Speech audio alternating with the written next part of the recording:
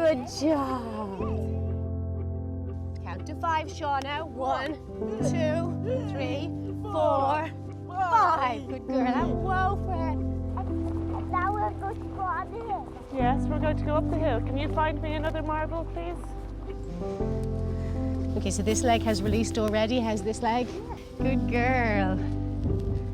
We've called it equine assisted occupational therapy. I am the only one practicing full-time as an OT using the horse in this way.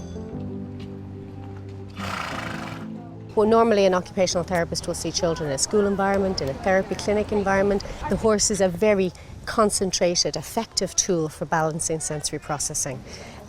So we can achieve within a few minutes what you might achieve in a half an hour in a therapy session. There he is. And where's the red doggy? Well done, Olivia. It's about the sensory processing, it's about the motor coordination, it's about promoting their learning, but there's also a huge part of it that works on the theory of mind. The theory of mind is our ability to understand that other people and animals and creatures have feelings and an understanding of the world other than ourselves, and seeing the world from another perspective. Hello, Fred. You do see a horse looking forward to seeing a child every week. Then they'll recognise different children when they get up on them, and they'll recognise different situations. So you'll see whenever the children get down, the horse will actually turn round to greet them and to look at them and to see that they're all right after their lesson. It's amazing. We say thanks, Fred. Thank you, Fred. Thanks, Fred. Coming from a therapeutic background is unique. A lot of places set up courses coming from an equine background. We've so much expertise in therapeutic and disability here. We have amazing people teaching independence in our vocational school, and they do train us where we get to put on our blindfolds and feel what it feels like to be visually impaired. And it feels very precarious when you do that.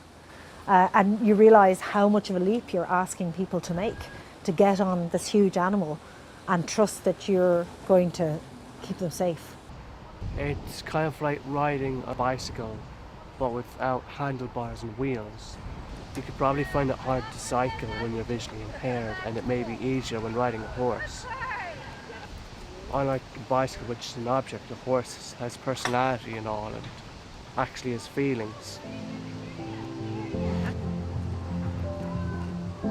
Darren with Cody, if we can actually get that would be amazing. Audrey does the assessments, she does the goal setting, and she works through programs with all of the instructors here.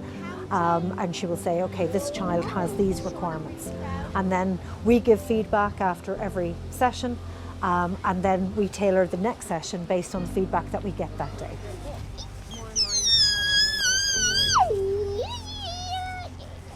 I work in Child Vision. I'm a social care worker here in Child Vision with our vocational students, and I've seen the benefit it has to them.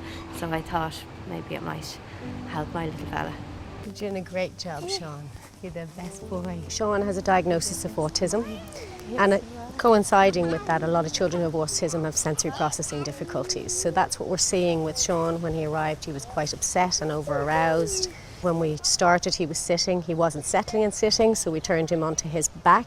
He didn't quite settle on his back, but it was improved. So put him onto his tummy, and he could feel best the movement and the warmth of the horse. So he calmed down. So then he was able to sit up, and he started to engage with us then when we were on the sensory trail. So when you get them to a point that their sensory systems are balanced, you can then start new learning.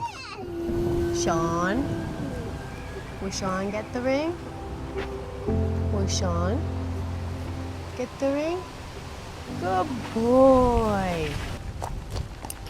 Sean would be very hyper, 100 mile an hour, and he's very relaxed. When we come back, when we're driving back in the car, he's nice and chilled and straight into school. And they even say in school that he comes in and he's really, really relaxed after being on the horse. We're hoping that's going to help improve his communication. They're doing work with him to, when Fred goes, for Fred to stop and for Fred to go faster. And so he's starting to understand that. Go, Fred. Good boy, Fred. You get to see massive results in a very short space of time when it's working well. And the fact that we tailor it to each individual, and we can do because of Audrey, means that you're getting these results time after time after time, and you're seeing huge improvements. We have a young boy who comes, couldn't talk to me, he couldn't say my name. And after a very intensive hour and a half with Audrey, he turned around and he said to me, "My name is Luke and it's my birthday today." And that was direct eye contact. And that just blows you away. It's fantastic. Walk up, Abby. Walk on, Paddy. For a parent with a child with a disability, leisure's huge because the brother goes off to football, the sister goes off to ballet, and this child doesn't have anything that they love. So they come here and they love it. They're in the minority and often in many other places in their lives. You know, their activities that they do, they're a little bit slower than their peers, whereas here they find a peer group where they're all equal and they have something in common together.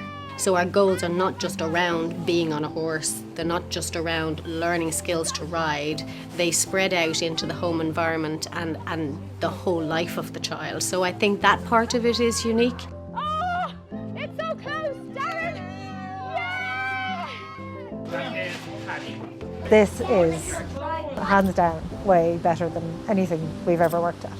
And we would all feel the same. We love what we do. When you can come in and see these amazing children and see the work that happens here week in, week out. Every day I can't wait to get to work. I can't wait to see what new challenges I'll meet, how I can change the lives of these people even more. I do think that there's huge potential here and I'm really looking forward to see how that unfolds.